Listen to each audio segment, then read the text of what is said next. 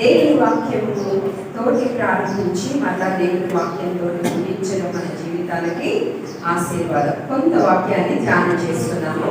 సామెతల గ్రంథము 16వ అధ్యాయం. సామెతలు 16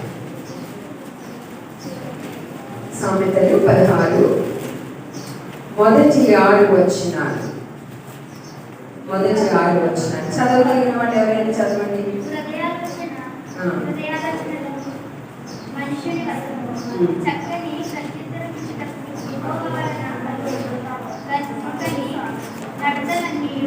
వారి దృష్టికి సంతోషముగా కనబడును. యెహోవా ఆత్మలను పరిశోధించును. నీ కన్నుల భారము యెహోవా మీద ఉంచును. అప్పుడు నీ ఉద్దేశములు సఫలమగును. యెహోవా ప్రతి వస్తువును దాని పని నిమిత్తము కలుగజేసెను. నాశన దినమునకు ఆయన భక్తిహీనులను కలుగజేసెను. గర్వహృదయులందరూ యెహోవాకు హేయులు. నిశ్చయముగా వారు శిక్ష నొందుదురు. కృపాసత్యము వలన దోషమునకు ప్రాయశ్చిత్తము కలుగును. యెహోవాయందు భయభక్తులు కలిగి ఉండుట వలన మనుషులు చెడుతనము నుండి తొలగిపోవుదురు. దేవుని నామమునకు స్తుతి కలుగునుగాక. చాలా చక్కటి మాటలు, సామెతలు. మీరు ఎక్కువగా పెద్దవాళ్ళు కానీ యవనస్తులు కానీ ఎవరైనా కూడా ఎక్కడికైనా వెళ్ళినప్పుడు బైబిల్ చదివామంటే ఈజీగా అర్థమయ్యేది మనకు కీర్తనలు లేకపోతే సామెతలు చదువుతా ఉంటే మంచి జ్ఞానం వస్తుంది కదా. అందుకని చదవమంటారు కొంతమంది పెద్దవాళ్ళు. కీర్తనలు అంతా కూడా స్తుతి కదా. అనేక మంది దావీదు మిగతా భక్తులు అందరూ కూడా చాలా మంది దేవుణ్ణి ఎలా ఆరాధించారు, ఎలా స్తుతించారు, ఆయన మీద ఎలాగా ఆయన్ని ఘనపరచడంలో అన్ని విషయాల్లో కూడా. అందుకని కీర్తనల భాగం అంతా కూడా ప్రభుని మహిమపరచడం అదంతా చూస్తాము. సామెతల్లో చాలా అర్థవంతమైనటువంటి మాటలు ప్రతి వారికి ఉన్నాయి. చిన్నపిల్లలకే కాదు, యవనస్తులకే కాదు, పెద్దవాళ్ళకే కాదు, ఎవరికైనా ప్రతి హృదయానికి తాకబడే విధంగా దేవుని వాక్యము పరిశుద్ధాత్మ వలన అనేక మంది భక్తుల ద్వారా ప్రేరేపించబడి ఈ యుగమందు ఉన్న మనకు బుద్ధి కలుగు నిమిత్తమై దేవుడు ముందుగానే రాసి ఉంచారు. కనుక ఈ వాక్యంలో చూస్తా ఉంటే హృదయాలోచనలు మనుష్యుని వశము, చక్కని ప్రత్యుత్తరం ఇచ్చుటకు యెహోవా వలన కలుగును. ఒకరి నడతలన్నీ వాని దృష్టికి నిర్దోషములుగా కనపడును. యెహోవా ఆత్మలను పరిశోధించును. మనం అనుకుంటాం కదా, ఒక మనుష్యుని హృదయాలోచనలు. ఇప్పుడు మీరేమి ఇక్కడ కూర్చొని ఆలోచిస్తున్నారో నాకు తెలియదు, నేనేం ఆలోచిస్తున్నానో మీకు తెలియదు. కానీ మనలను సృష్టించినటువంటి దేవునికి సమస్తము తేటగా ఆయన చూడగలిగటం మనము గ్రహించుకోవాలి. దేవునికి మరుగైంది ఏది లేదు. నన్ను చేసినప్పుడు, ఇక్కడ చేరిన ప్రతి వారిని చేసినప్పుడు దేవునికి ఒక ఉన్నతమైన ఉద్దేశం కలిగి చేశారు. అక్కడ చాలా స్పష్టంగా మీకు తెలియాలి అని అంటే 4వ వచనంలో అంటాడు, యెహోవా ప్రతి వస్తువును దాని పని నిమిత్తము కలుగజేసెను అని అంటాడు. ప్రతి వస్తువును, ఇప్పుడు ముందు ఉంచబడ్డటువంటి కెమెరా దేనికోసం కదా, అలాగే ఈ టేబుల్ దేనికోసం, ఈ మైక్ దేనికోసం, ఈ ఆలయం దేనికోసం, దేవుని బిడ్డల వచ్చి ఆరాధించడానికి చైర్స్ దేనికోసం, మనకు మన చేతిలో కలిగినటువంటి పెన్స్ దేనికోసం, నోట్బుక్ దేనికోసం. అలా ఏ వస్తువునైనా మనము పరిశీలించినప్పుడు ఆ వస్తువుని ఎందుకు చేశాడు అంటే దాని పని నిమిత్తం. సో నన్ను దేవుడు ఎందుకు చేశాడు? వ్యర్థంగా చేశారా? ఊరికి జ్ఞానం పుట్టించేశారా? దేవునికి ఒక ప్రణాళిక ఉంది మీ అందరి పట్ల. దేవునికి ఒక ఉద్దేశం ఉంది. చాలా మందికి తెలియదు దేవునికి ప్రణాళిక ఏంటి నా పట్ల, దేవునికి నా పట్ల ఉద్దేశం ఏంటి. మా అమ్మ ఎప్పుడు, లేకపోతే ఇంట్లో పెద్దవాళ్ళు, లేకపోతే ఇంకొకరు ఎవరైనా ఎందుకు పనికిరారు, వీళ్ళు ఎందుకు పనికిరారు, తెలివి లేని వాళ్ళు, లేకపోతే ఇంకొకటి అట్లా అంటూ ఉంటారు కదా. అంటే దేవుడికి నేను కూడా ఉపయోగపడతానా అని చాలా మంది అనుకుంటారు. దేవుడికి ఖచ్చితంగా మనందరి పట్ల ఒక ప్రణాళిక ఉంది. ప్రణాళిక లేకుండా ఎవరు చేయబడలేదు, ఈ లోకంలోకి పంపబడలేదు. కనుక దేవునికి మనందరి పట్ల ఆయన ఉద్దేశం ఉంది అని తెలుసుకోవాలి. ఊపిరి కలిగి నేను ఈరోజు ఈ సంవత్సరం నేను ఇలాగా ఆయుష్తో ఉన్నాను అంటే గత సంవత్సరం, అంతకుముందు సంవత్సరం 20-21 సంవత్సరాల్లో ఎంత భయంకరమైనటువంటి పాండమిక్ టైంలో గొప్ప గొప్ప వాళ్ళు, సెలబ్రిటీస్, లేకపోతే ఆరోగ్యం కలిగిన వారు, నేను ఫలానా కీర్తి ప్రతిష్టలు కలిగినటువంటి వారు, ఇంకా ఎంతో విధాలుగా నేను అని చెప్పుకున్న వాళ్ళు సైతము మరణించారు. ఒక చిన్న వైరస్ తాకిడితోటి ప్రపంచ దేశాలన్నీ గడగడలాడిపోయి అలాగా ఎంతో మంది మరణించారు. కానీ మనము ఈ 2022వ సంవత్సరము సజీవులుగా ఉండి ఈ క్యాంప్ చేసుకోవడానికి కానీ, లేకపోతే దేవుని సన్నిధిలో దేవుని మాటలు వినడానికి కానీ, సహవాసం చేయడానికి కానీ, ఆనందించడానికి కానీ, ఎందుకు దేవుడు మన ఎడల ఎంత కృప అనంటే మనము యోగ్యులమని కాదు. మనకంటే మంచి వాళ్ళు ఉన్నారు, మనకంటే మంచి క్రియేట్ చేసే వాళ్ళు ఉన్నారు, అన్ని విధాల శ్రేష్ఠులున్న దేవుడు నిన్ను నన్ను ఎందుకు చేశాడంటే కనీసం ఇప్పుడైనా దేవుని ప్లాన్ ఏంటో గ్రహించుకుంటామేమో అని, ఇప్పుడైనా దేవుని మనసు తెలుసుకుంటామేమో అని దేవుడు కృపా సంవత్సరంగా దేవుడు మనకి ఇచ్చాడు. కనుక ఇక్కడ ఏమని చెప్తున్నాడంటే ఒకరి నడతలన్నీ వాని దృష్టికి నిర్దోషములుగా కనబడను, యెహోవా ఆత్మలను పరిశోధిస్తాడు. ఇప్పుడు ఎవరైనా అంటే నా ఇష్టం, అది నాకేం తప్పు అనిపించలేదు, నా ఇష్టం అయితే నేను ఇలాగే చేస్తాను, ఒకరితో నాకు అవసరం లేదు, ఒకరు ఏమనుకున్నా సరే అని అనుకుంటాం. నేనైతే ఇలాగే ప్రవర్తిస్తాను, ఇట్లాగే ఉంటాను, నీ ఇష్టమైతే నాతో ఫ్రెండ్షిప్ చేయ, లేకపోతే లేదు, నా ఇంతే నా మెంటాలిటీ ఇంతే. అలాగా ఒకరి నడతలన్నీ. కానీ ఇక్కడ స్పష్టంగా నీకు నిర్దోషంగా అనిపించినా కూడా యెహోవా ఆత్మను పరిశోధించేవాడు. ఎందుకు ఆత్మను పరిశోధిస్తాడంటే ఆ ఆత్మను మనలో ఉంచింది ఆయనే, ఆ ఆత్మ ఆయనకు చెందింది. నీకు చెందినదేది, నాకు చెందినదేది నాలో ఏమీ లేదు. ఎందుకంటే దేవుడు తన పోలికను ఇచ్చాడు, నాకు తన స్వరూపం ఇచ్చాడు, తన ఊపిరిని ఊదాడు, తన ఆత్మను నాలో ఉంచాడు. కేవలం నాలో నాది అంటూ నేను చెప్పుకోవడానికి ఏమీ లేదు. కనుక దేవుడు నన్ను పరిశోధించడానికి ఆయనకు హక్కు ఉంది. ఇంకా స్పష్టంగా చెప్పాలంటే కింద వచనాల్లో చూస్తా ఉంటే ఏమని ఉంటది అని అంటే కృపా సత్యముల వలన దోషమునకు ప్రాయశ్చిత్తము కలుగును.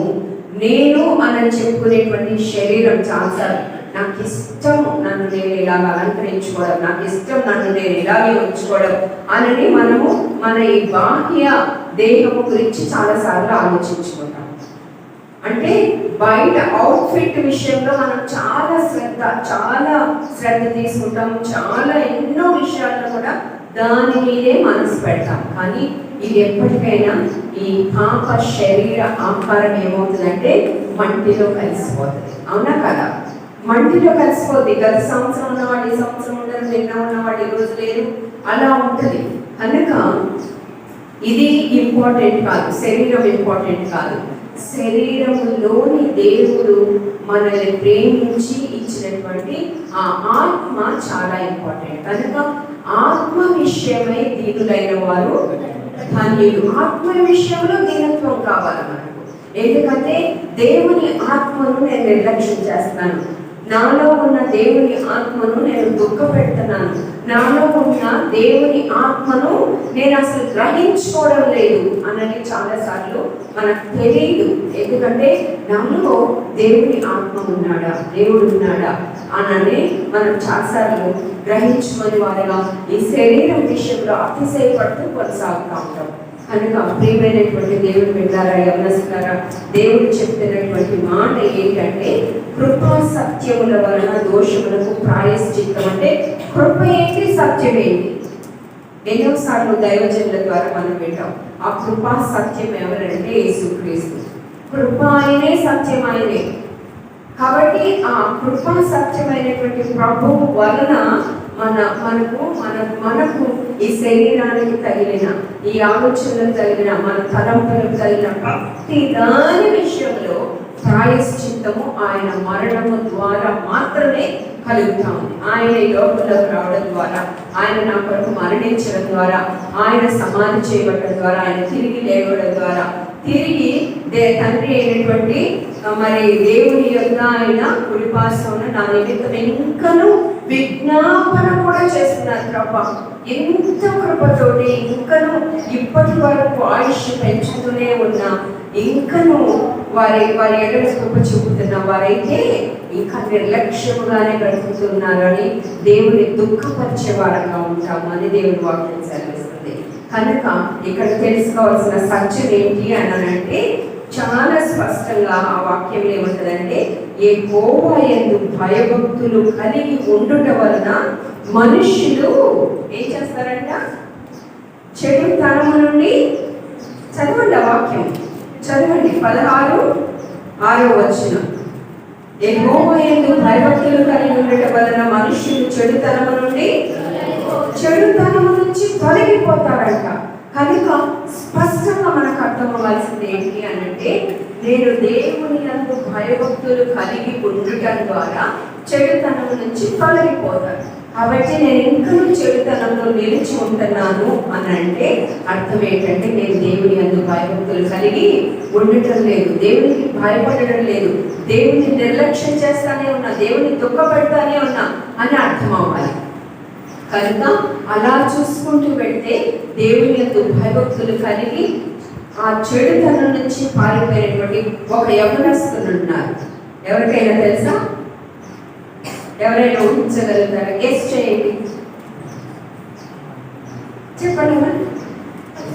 Very good. లిప్ సింక్ కూడా నేను అర్థం చేసుకుంటా కొన్నిసార్లు, కొంతమంది చేశారు. యోసేపు దేవుని సన్నిధిలో పాపం చేయడానికి భయపడ్డాడు. పాపం చేయడానికి భయపడి వస్త్రములు విడిచిపెట్టి పారిపోయాడు. చూడండి, ఆదికాండంలో చూపిస్తాను మీకు ఆ మాట. ఎంతమంది చదివారో లేదో నాకైతే తెలియదు, కనుక మీరు మరలా చదువుకోండి, ధ్యానం చేసుకోండి. 39వ అధ్యాయం, ఆదికాండము 39వ అధ్యాయంలో నేను చూపించాలని ఇష్టపడుతున్నాను. చూడండి, నేను చదువుతున్నాను కొన్ని మాటలు. యోసేపును ఐగుప్తునకు తీసుకొని వచ్చినప్పుడు ఫరో యొక్క ఉద్యోగస్తులను రాజ సంరక్షక సేనాధిపతియునైన పోతీఫరను ఒక ఐగుప్తీయుడు అక్కడికి అతన్ని తీసుకొని వచ్చిన ఇష్మాయేలీయుల యొద్ద అతన్ని కొనెను. యెహోవా యోసేపునకు తోడై ఉండెను కనుక అతను వర్ధిల్లుచు తన యజమానులకు ఆ ఐగుప్తీయుని ఇంట ఉండెను. యెహోవా అతనికి తోడై ఉండేననియు అతడు చేసినదంతయు అతని చేతిలో యెహోవా సఫలము చేసిననియు అతని యజమానుడు చూచినప్పుడు యోసేపు మీద అతనికి కటాక్షము కలిగిన కనుక అతని యొద్ద పరిచర్య చేయువాడయ్యను. మరియు అతడు తన ఇంటి మీద విచారణకర్తగా అతన్ని నియమించి తనకు కలిగినదంతయు అతని చేతికి అప్పగించెను.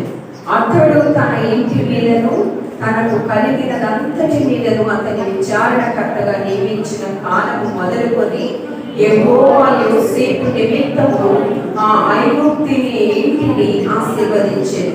యెహోవా ఆశీర్వాదము ఇంటిలోనేమి పొలములోనేమి అతనికి కలిగిన సమస్తము మీదను ఉండెను.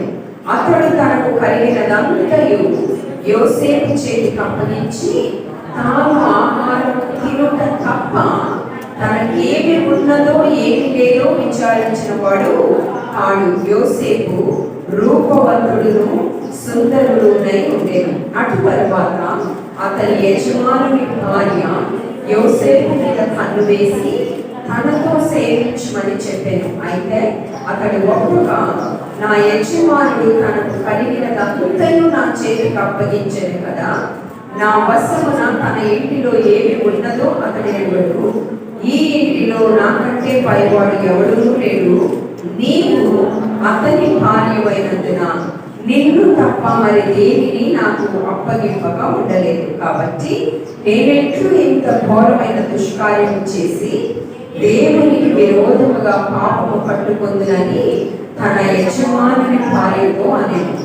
దినదినము ఆమె యోసేపుతో మాట్లాడుచుండెను, కానీ అతడు ఆమెతో శయనించుటకైనను ఆమెతో నుండుటకైనను ఆమె మాట విన్నవాడు కాడు. ఇట్లుండగా ఒకనాడు అతడు తన పని మీద ఇంటి లోపలికి వెళ్ళినప్పుడు ఇంటి మనుషులలో ఎవరునూ అక్కడ లేరు. అప్పుడు ఆమె అతని వస్త్రం పట్టుకొని తనతో శయం నింపుమని చెప్పగా అతడు తన వస్త్రమును ఆమె చేతిలో విడిచిపెట్టి తప్పించుకొని బయటకు పారిపోయాను. ఇంతకంటే స్పష్టమైన మాట ఎక్కడుందండి? ఇంతకంటే స్పష్టమైనటువంటి గుణము ఇంకా ఎట్లంది? యెహోవా యందు భయభక్తులు కలిగినటువంటి వారు ఆ చెడుతనము నుంచి తొలగిపోతారంట. యోసేపు గురించి వినని సండే స్కూల్ వాళ్ళు ఎవరైనా ఉన్నారా? యవనస్తులు ఎవరైనా ఉన్నారా? అందరికీ తెలుసు. రంగుల మరి ఆ అంగీని కుట్టుకొని తండ్రి ప్రేమించడం వల్ల అన్నలు అసూయపడి ఆయన మీదే కన్ను వేసి గుంటలో వేసేసి ఎంత శ్రమ పెట్టబడ్డాడు.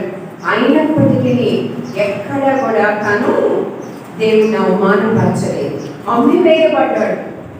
ఐగుప్తీయుల దేశంలోకి వెళ్ళిపోయాడు. ఐగుప్తీయులకు అమ్మివేయబడినప్పుడు అక్కడ జరిగిందంతా మనం చదువుకున్నాం కదా. కానీ అలాంటి స్థితిలో కూడా దేవుడు అతనికి తోడుగా ఉన్నాడా లేదా?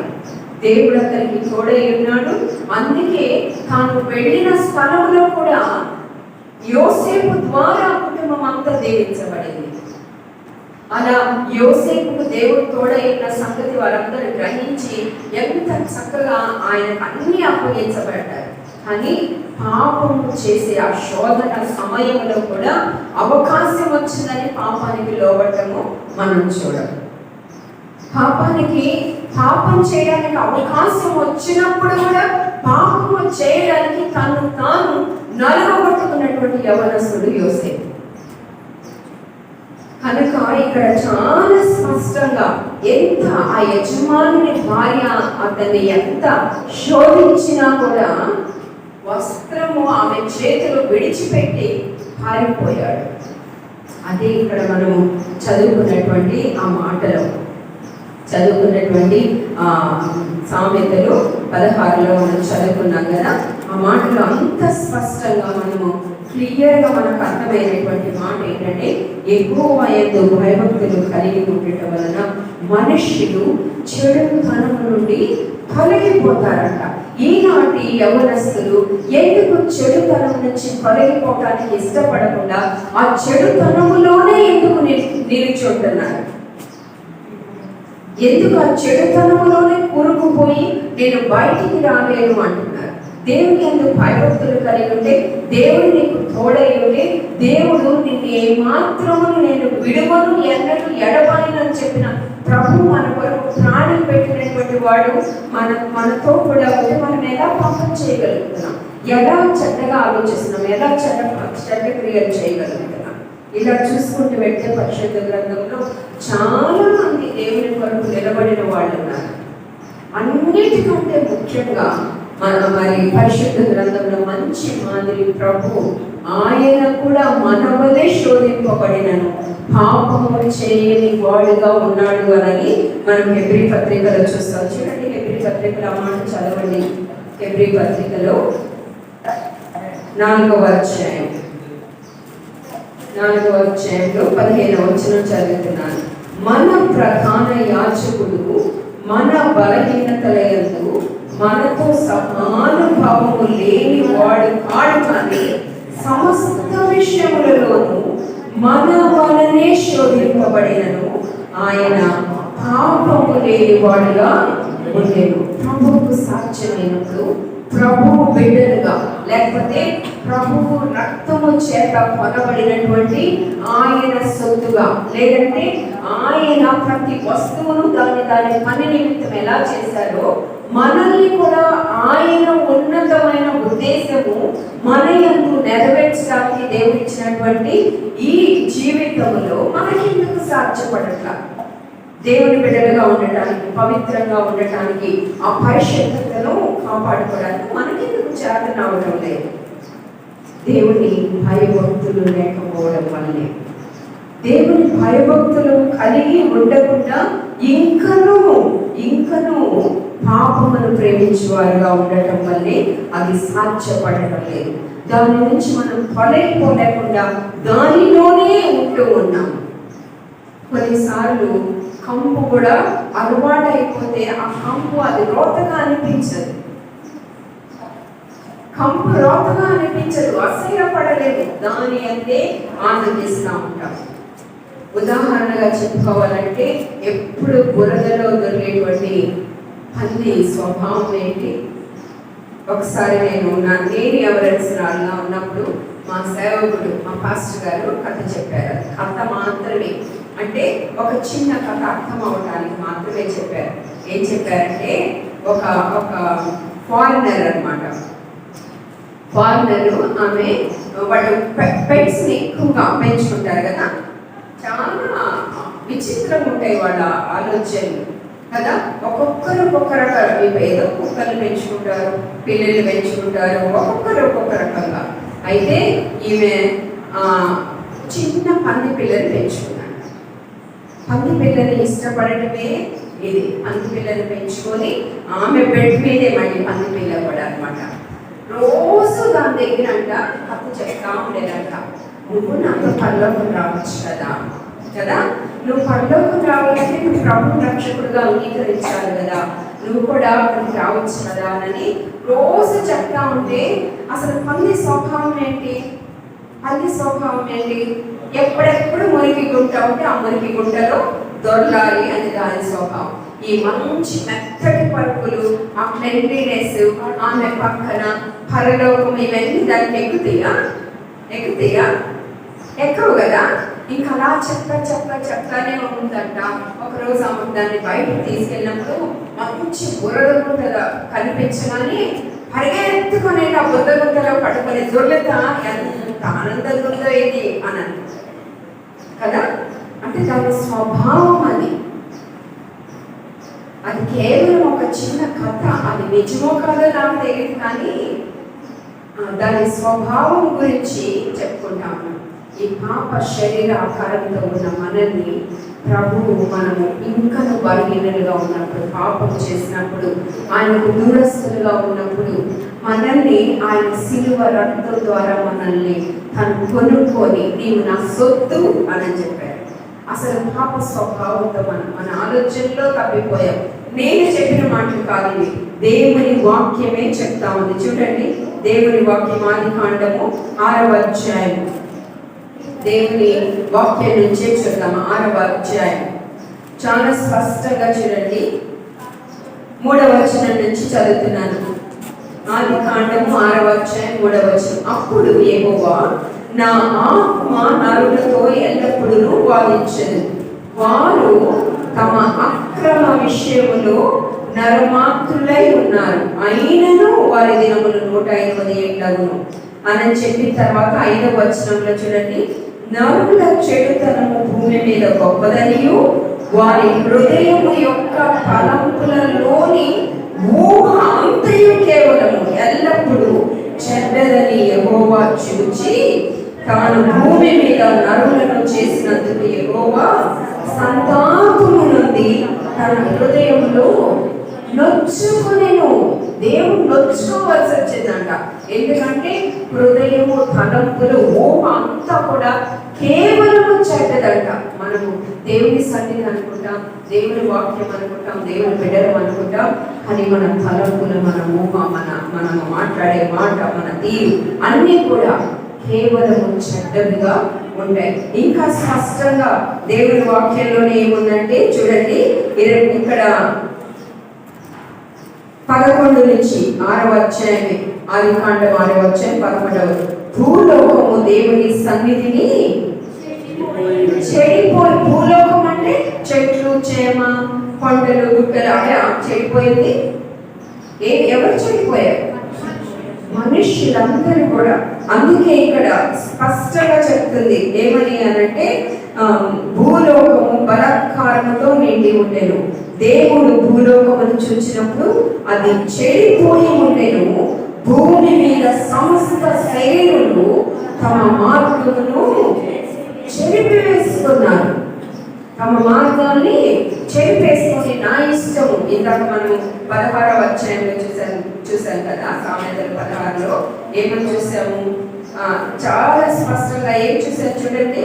16లో మనము హృదయాలోచనలు మనుష్యుని వశము అన్న తర్వాత రెండవ ఒకరి నడతలన్నీ వారి దృష్టికి నిర్దోషంగా కనిపిస్తాయి. నేను తప్పు చేసావా లేదా అని ఎవరైనా తల్లిదండ్రులు వారిని నిలదీస్తే నేను చేయలేదు అని అంటారు. నేను చేయలేదని చెప్తున్నాను కదా, నువ్వెన్ని 100 సార్లు అంటే 100 సార్లు ఇదే ఆన్సర్, నేను చేయలేదు. ఎందుకంటే నాకు తప్పు అనిపించడం లేదు అని. కానీ అక్కడ చాలా స్పష్టంగా ఉంది, యెహోవా ఆత్మలను పరిశోధించేవాడట. దేవుని ఎదుట తమ మార్గాలన్నీ చెరిపివేసుకున్నప్పుడు ఆ దినాల్లో ఆ తరములో కూడా ఒక్క వ్యక్తి ఉన్నాడంట. ఎవరు? నోవహు. నోవహు మాత్రమే దేవుని ఎదుట నిందారహితంగా జీవించిన వాడుగా ఉన్నాడట. అది సాధ్యమా? లోకమంతా కూడా వాళ్ళందరూ చెడుతనంతో ఉంటున్నప్పుడు నోవహు మాత్రమే దేవుని ఎదుట నిందారహితంగా నీతిగా తప్పు లేని వాడుగా బ్రతకడం మరి ప్రభువుకు సాధ్యమైంది, యోసేపుకు సాధ్యమైంది, నోవహుకు సాధ్యమైంది. ఇలా చెప్పుకుంటే ఉంటే చాలా మందికి మరి నీకు నాకు ఎందుకు సాధ్యపడడం లేదు? నీకు నాకు ఎందుకు సాధ్యపడటంలా? నాకు ఇది తప్పు అని తెలిసి కూడా తప్పునే చేయకూడని తప్పునే ఇంకా ఎందుకు చేసుకుంటూ వెళ్తున్నాను? జీవితం అలాగే ముగిసిపోతుంది కదా, జీవితం అలాగే అయిపోతుంది కదా. దేవుని దగ్గరికి వెళ్ళినప్పుడు నా కళ్ళ నేను ఎత్తుకొని బ్రహ్మా అని నేను చెప్పగలుగుతానా? ధైర్యంగా సిగ్గుతో తల వంచుకోవాల్సి వస్తుంది కదా. ప్రియమైనటువంటి దేవుని బిడ్డ, యెహోవా యందు భయభక్తులు కలిగినటువంటి వాడు పాపమును ఎదిరించాలి, పాపము నుంచి తొలగిపోవాలి అని దేవుని వాక్యం తెలియజేస్తుంది. కనుక నీకు నాకు కూడా అది సాధ్యమే. దేవునికి అవకాశం ఇస్తే అది సాధ్యము. కానీ దేవునికి అవకాశం ఇవ్వకుండా మనం ఎన్నోసార్లు దేవునికి ఇవ్వవలసినటువంటి అవకాశాన్ని కూడా సాతానుకే ఇస్తూ ఉంటాం. ప్రియమైనటువంటి దేవుని బిడ్డలారా, ఈ రాత్రి కాలంలో దేవుడు నీ హృదయాన్ని పరిశోధించడానికి, నీ హృదయంలోకి తొంగి చూసేటప్పుడు నీ తలంపులు, నీ ఆలోచన, నీ ఊహ అంతటినీ తెలుసుకున్నప్పుడు నువ్వు తక్కువగా కనిపిస్తే సిగ్గుపడాల్సి వస్తుంది. తక్కువగా కనిపిస్తే సిగ్గుపడాల్సి వస్తుంది. కనుక బ్రహ్మ నేను నిన్ను అయ్యా కలిగి బ్రతకడానికి, చెడుతనాన్ని విసర్జించడానికి ఇష్టపడుతున్నా.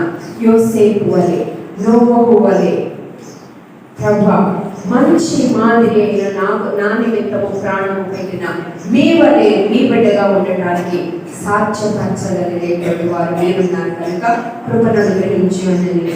ప్రభుతో ఒక్క మాట చెప్తే చాలు, ఒక్క మాట చెప్తే చాలు. దేవుడు నిన్ను తన చేయి పట్టుకొని విడువగా నడిపిస్తాడు. ఎప్పటి వరకు అంటే జీవిత పర్యంతం. నువ్వు ఆయన చేయి పట్టుకుంటే నీకు ఇష్టమైనప్పుడు వదిలేసేస్తావు ఏమో, కానీ ఆయన నీ చేతిని పట్టుకుంటే ఎప్పటికీ కూడా విడిచిపెట్టాడు. ప్రభు నమ్ముతున్నావా? ప్రభు సమర్థులని నమ్ముతున్నావా? ప్రభుని అలా మరణ పర్యంతము నడిపించగలడానికి శక్తి గలవాడని నమ్మినట్లయితే చిన్న ప్రార్థన చేయి. ప్రభా మీరు నన్ను దర్శించినప్పుడు, నా ఆత్మను పరిశోధించినప్పుడు, పరిశీలించినప్పుడు నేను తక్కువగా కనిపించకుండా, పాపము చేసిన వారిలో నేను ఉండకుండా, చెడుతనాన్ని నుంచి తొలగిపోయి నీ కొరకు భయభక్తులు కలిగిన దానిగా, భయభక్తులు కలవానిగా ఉండటానికి అయా నన్ను దీవించు అనని ప్రభు దగ్గర మన పాపములన్నిటినీ ఒప్పుకొని పశ్చాత్తాపడి ఒప్పుకొని విడిచిపెట్టి కనికరింపబడ్డాం. ఈ రాత్రి కాలంలో దేవుడు నిన్ను కనికరించడానికి ఇష్టపడుతున్నాడు. ఈ రాత్రి కాలంలో దేవుడు నిన్ను కనికరించడానికి ఇష్టపడుతున్నాడు. కనుక ప్రార్థన చేద్దాం.